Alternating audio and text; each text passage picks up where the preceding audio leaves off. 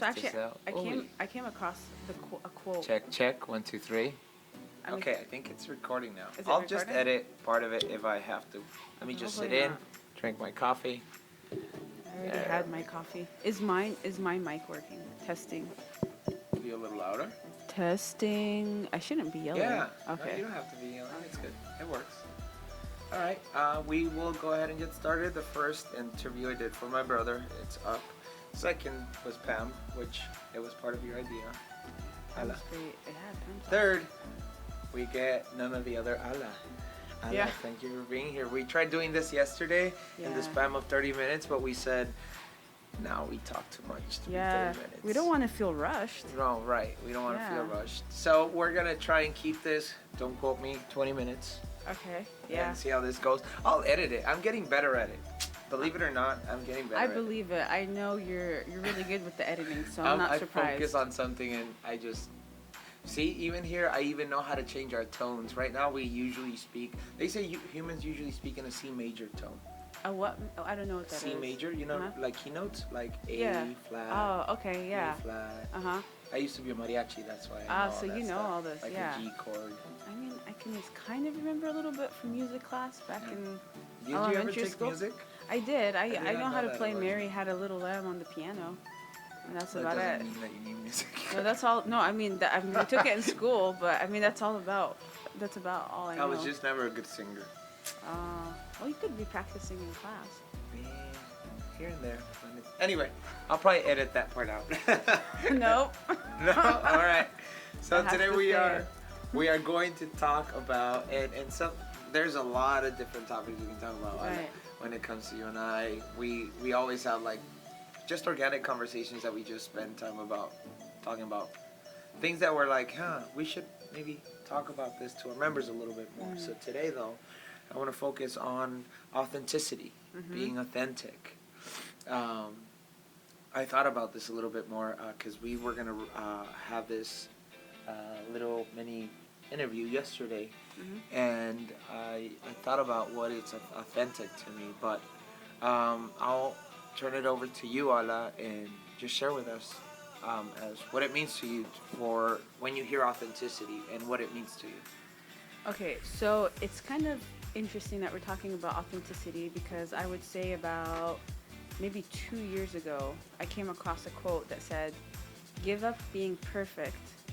What is it? Give up being perfect. Be authentic and give up on being perfect. Something like that. And I kind of like, it resonated with me because I think throughout my life, I've always tried to live up to expectations. And these expectations obviously come from your environment, your family, your community, whatever. And I was so focused on the people around me and what's expected from me that I forgot, or I lost sight of who I am, what's authentic to me. And that kind of stuck with me. So I think for the past 2 or 3 years, I've been, I don't know, I'm more focused on that piece. So authenticity to me is, it hits home. I think, But I think there's also value in that because when you are authentic, you attract the people that are meant to be in your path and meant to, they like you for who you are. Absolutely. You don't have to worry about, you just have to be you. That's true. That's So true. was it 2 years ago, but were you like, not to get personal, but were you like in a stage in your life that you're like, Yeah. I need change, something doesn't feel right, I feel Yeah. stuck? Yeah, I mean, my life definitely changed. Well, I mean, so you guys know that I'm divorced. So I got divorced officially about 3 years ago. So I think it's that journey of, when you're married for so long and then you kind of like, you're so caught up in it and you have kids and you're just focused on everyone around That you. drops. And then everything stops and then you're standing there and you're like, okay, who am Who I? am I without my other Who am I? And so who am I think is I mean, I know like even I'm 38. I mean, I should have known 3 years ago, you would think. But it's just talking to other people, you realize that based on where you're at, what your path is and where you're at in life, I mean, sometimes it does take you a while to really take that moment and just say, hey. Do you think that we grow into our authentic selves through life experiences, or do you think... Oh, that's a good question. Yeah, I think so. Definitely. Yeah. I think so, because I think at some point you have to just have that awareness, because I think like I said, like I think a lot of us are just heads down into responsibilities and expectations and okay, this is what I need to do. But you actually have to have that awareness. So sometimes you need those experiences to kind of slow you down, or maybe just to stop you, or like just Right. smack you on the side of the head and you stand there like, whoa, like who am I? And I believe that with anything that happens in life, or like for example COVID, it made all of us stop and realize what's valuable to you. Like, Right. do you really want to spend, like, I don't know, whatever amount of hours doing something that you're like, maybe I didn't need that in my life. And I Right. think that happened with a lot of us. And I think you and I were having that same conversation yesterday, that you're like, can I say bullshit on here? I think so. Okay. You're like, I'm just, a lot of it was bullshit. It was. A lot of it was bullshit. So yeah, I Definitely. think it's just, I went through that when I opened Templo, because the first thing I said, okay, so I want to open a gym, do this and this, group fitness. I would research group fitness and gyms, and it's tacky as hell. I'm sorry, but our marketing for gyms, you have a guy in front of it. It's not even someone that goes to even to that gym, and just flexing, just saying this is what you're gonna look like and blah blah blah. In a way, it's not saying that, but it's saying that. And to me, I'm like, that's tacky. Like, that's not true. You're selling a lie. So to me, at first, when I hired our business analyst, was, oh, you have to do this is the very traditional way. And I did follow that, because I was looking for direction, and that was there, and it was present at the moment. But I stopped because it felt like I was doing just another job. I felt very corporate like, and to me, being in a corporate setting was just like second nature for me. But at some point I said, hey, this is not my dream. I have to be authentic to me. I have to do what I feel like is best for the product that we're offering, the experience that we're offering. So I stopped doing all of that, and that's when we focused on, hey, when we do promotions, let's use our own people. That's when you started seeing me in the downtown gym, doing like the lives, doing pictures of you guys, posting pictures of you guys, action shots. It's not people that are, we're not hiring people for that. It's just us. It's just true people in working out. That's it. And you're like, when people see them when we post them on social media, they're like, oh, I know Pam, I know Lisa, I know all of them. And I feel like that is extra motivation. Absolutely. Because it's us. It's a community. We're a gym, but we're also a community, and we try to help each other out in that way. Absolutely. I mean, you're right, because if you think about it, like even the gym analogy is great, because we have been programmed to fit a box. Right. You know, even in school, like I see this now with my kids. I see each one of my kids is very different in how they think and how they approach things. But because of that, sometimes school might not be, you know, the way that school is set up, it doesn't really align with how they are. But when you think about it, you know, it's a box. They want you to fit in the box. And so I think for a lot of us, it's actually a really great analogy, because now I'm thinking about myself. I was in this box because that's what I was supposed to do. And then I was like as your responsibilities as a mother, as a wife, this is what you're meant to do. As a daughter, as a sister, as a, you know, community That's true. member. Like your responsibilities as a son. As a community member, as like, you know, whatever. Like, you have so much expectations, and you know what? They're very subtle. It's not like anybody's standing there and is like, Martin, do this, do that. But you know, like, that's just kind of expected. That's expected.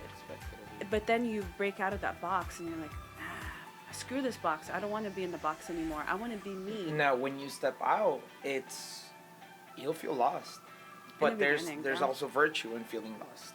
Yeah. Because you're like, all right, so now, going back to my analogy, the gym analogy, I'm not in that box anymore. I'm not putting a buff guy in front of the camera. So what now? And just little steps. I wrote it down, dude. What is Templo? And that's when we started promoting Templo more, not like a gym, but Templo, mind, body, and soul. Right. It's a trifecta. It is a trifecta. And it just takes time for you to tune everything out and just write it down. Like, why am I doing this? And it doesn't have to be even applicable to the gym or what you said, being married, to anything in life. Yeah. Like, why am I doing this? Does this fill my cup? Does this fill me? Is this something that brings me value? That loss is where the growth happens, though. Exactly. That loss is the first step to that journey, where you do eventually you do find yourself, and you are in a better space mentally and physically, and it's so freeing and it's so liberating. It is. Because there's nothing more amazing than just being yourself. And like you said, you do attract. Then you start to really attract that vibe attracts other people, Right. like-minded people. How we're starting right now, when you are in class, when you see other people, like, it's, and we got a little bit of like negative comments for, hey, why are you promoting a person like that? Yeah. That person of that ethnicity, that person of that. Yeah. Even doing things for the military. Yeah. Recently, Yeah. we had someone call us from private saying, how come you're promoting blah, blah, blah, blah, blah, and PTSD? And the fact that we're not promoting, but bringing light to veteran suicide and PTSD, it's real. Absolutely. Don't try, we're trying to normalize it. Have a conversation on that. Absolutely. But because of some people feel like it shouldn't be something that we should be doing as a community, leave that to other people. Leave that to the VA hospital. Leave that to trained professionals. No, you're just simply saying, patting someone on the back, saying, hey, let's work out together. Let's do this. Yeah. Be part of something. That's fascinating that people would have that outlook. Yep. It's interesting. I think certain things make people uncomfortable, and I think that's a reflection of where they're at, their journey. That's a big thing, and part of that authenticity, and trying to find yourself and being comfortable with saying, this is who I am, is just being aware that there will be people in your path that won't be comfortable with that, and don't let that bring you down or stop you, because it's a reflection of where they're at. And then you reach a point and you're like, oh man, I feel bad for them because they haven't gotten to that point yet, because it is freeing, and it is very freeing. You just become a happier person. No, and I think to my next point, and I think we talked about this yesterday, is when you write those things down, I feel like you have to identify what your crutches are. People, it can be your mindset, your own mindset. When it comes to people, I'll share with you that when I started Templo, I was hyper focused on making Templo happen. Right. I lost friends. Right. They would tell me, you're not the same. You're not fun anymore. You seem dull. You seem stressed. You seem this. You seem that. You're not the same. I'm like, I don't want to be the same. I'm in a different chapter in my life. Right. Even when I told them, I can't believe you left your corporate job for Templo. But to what you're saying, it's a reflection of them and their own insecurities. Even my family members, they're like, you left your job for Templo? That is scary. Yeah, it's I'm a big step. Sure, it's scary, but I still did it. And I'm proud of that. And I am not sad of the friendships that they're still there, some of them, and some of them went away. But everyone that comes into your life, I believe that whether it's for a couple of months, years, they bring something. They bring something. They teach you something, good or bad. Like having a good or bad manager. When I used to mentor some employees in my corporate setting, I told them, you learn from them. Absolutely. They're like, but how can I learn from someone that's so negative, so bad, so pathetic, so whatever it is? You learn from them. You're like, if I want to be in that position of leadership, whatever, those are the traits I'm not going to follow. Exactly. Because you see how it impacts the people around you. Absolutely. So you learn. You learn. You don't only have to learn from the positive. You have to learn from every situation. Absolutely. So. And actually, that kind of brings up a good point is, when you do reach a level of authenticity within yourself and identifying, okay, this is who I am, you will have to be okay with the fact that not everyone will be attracted to that. Not everyone will be supportive of that. And that's okay. And there's nothing wrong with that. And I can say, to translate it even within the gym setting, That's fine. Like all of us probably gravitate towards certain classes and certain instructors or whatever, and that's okay. There's nothing wrong with that. You know, like I was just telling Martine, I did XR yesterday, and I was like, man, I kicked our butt. It was great. I want to do it again next Friday. And it's like, it's just, you know, I don't know, like you just find yourself gravitating towards certain people or certain classes, and there's nothing wrong with that. Like, but you, as the person that's being discovering that authenticity for yourself, you just have to be okay with that and understand that there's nothing wrong with that. Like, you know, some people don't want to take my class, they maybe want to take another class, like Martine's class. That's okay. I feel sometimes the same way. Because when I'm like, all right, we're gonna do shred, we're gonna do this, and they're like, yeah, yeah. Or like when you covered photo Raul's class yesterday. yeah, right. We were like, oh no. Here we go, right. And I know it's in a good way, but I feel like kill us today. I know. So but, going back to being authentic, and this is something that you do that I admire, is that you appreciate solitude. Like you appreciate being by yourself, going up to Mamak and just taking it all in. I believe that if you want to reach a level of authenticity, you don't have to seek out. You have to look inward and say, all right, what am I doing? Yeah. Who am I? What do I like? What do I don't like? And sometimes you don't know what you like. But what I tell other people, maybe you don't know what you're looking for, but you also know what you're not looking for. Right. So, for example, do I really like spending 10 hours in front of the TV, or 10 hours spending time with friends who don't necessarily contribute to anything or make you feel like you're drained afterwards? Absolutely. Those are the things that you should be honest with yourself and write it down and say, okay, this is this is where I'm at. Absolutely.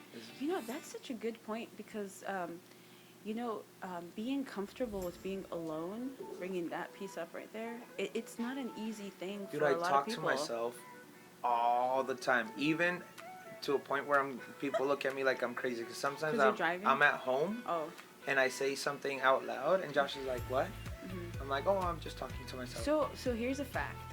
People that talk to themselves or whatever out loud or talk to themselves are smarter people. Google it. You can even go, guys, just go ahead, go to GTS that, just go to Google. You know, do people that talk to themselves, are they smarter? Yeah, I don't know. According to Google, you know, I believe was Google. Was that on Wikipedia? No, I was just, it was literally on Google, like, you know, I do that. I don't know where the source all is. The time, Alla. Even on my drive over to Templo, whether it's at 3:30 or 4:30, depending on what my day is like, I'm talking to myself. I'm also talking to God. I don't focus on I'm appreciative for everything. Right. For the challenges, for the struggles. And I share this with someone that was during my personal training. I'm appreciative for everything, for what I have, what I don't have, for my path, for my challenges, for everything. I never want to pray for a easy life, because I just want to pray to have the strength to continue doing everything that I'm doing. Absolutely. And like when pandemic hit, it never crossed my mind, oh, I have to close. Right. We're like, no, all right, we got together. We're like, how do we do this? How do we figure this out? Are we going to have Alla do combat in the cage while I'm in the other side of the gym? And which was pretty memorable. Crazy times, Right. Seems like forever ago, but it was really like 3 months ago, huh? It was in March, no? Was it? Was it March or April? I think it was March. So. Yeah, it's longer, man. That's like 7 months ago. Yeah. But in that, I think part of being authentic too, I feel like when you reach that level of authenticity, everyone has a vital part in this world. Yeah. What you bring to this world, and I feel like that's also very important. Absolutely. So it's a team thing. It's kind of like team, right? Right. You don't want everybody to be like-minded or, and that's the other thing about our team here at Templo. I will say we are all so different. I agree. But we do share. I think we do share values, and we do share. There's the core values are the same. Core values. How we project those is way different. It's way different. and it's cool because I think that's what makes this team so strong. And that's the same thing I think I told you, even when Raul came on, I'm not looking for another Martin. I'm looking for someone with the same core values. You want uniqueness. Right. You want people to be different. I don't want two of the same. I already have me. What do you bring? Yeah. That. Absolutely. I mean, I remember when we first started, and there were a lot of, combat is my thing, and we had a lot of combat instructors at the time, and a lot of classes during the week. 12. We had 80% combat, of the every team day. was combat. I think we had combat almost every day, twice a day. We did. And I love just coming and taking the different classes, with the different instructors, because I would get a different experience and vibe in every class. If I wanted intensity, I would go to a certain class. If I wanted to have fun, I would go to another class. And, I don't know. If I want to push harder, I would go to a different class. And I think you're right. I mean, but definitely that's what our strength is. I think the Prime Minister of Canada said it. He said our strength is in diversity. Or guys, all my quotes are off today, but I'm paraphrasing. But it was diversity is our strength. When he was talking about Canada. I love that. Yeah, and it's true. And if you look at the instructors, we all come from different walks of life. Even right now, we have someone that is different, different overall. Yeah. I'm definitely different here. Life experiences. Where the population here at Templo is probably 90% Latino. It went up to 91. This Latino last week we went up to 91. 91% Latino, Latina. So yeah. Yeah. So now, there's something else now that when it comes to authenticity, and sometimes what prevents us from reaching that level of authenticity is boundaries. Boundaries with ourselves, boundaries with others, True. Just boundaries in general. True. I'm trying to be careful on this one. Yeah. Trying to put my stuff out there. Yeah. But I think this is part of it. But I think it's important that we create boundaries. Absolutely. As we go through life, because first of all, you don't want people stepping all over you or for them to put all your stuff on you. But I feel like it's important for us to simply say,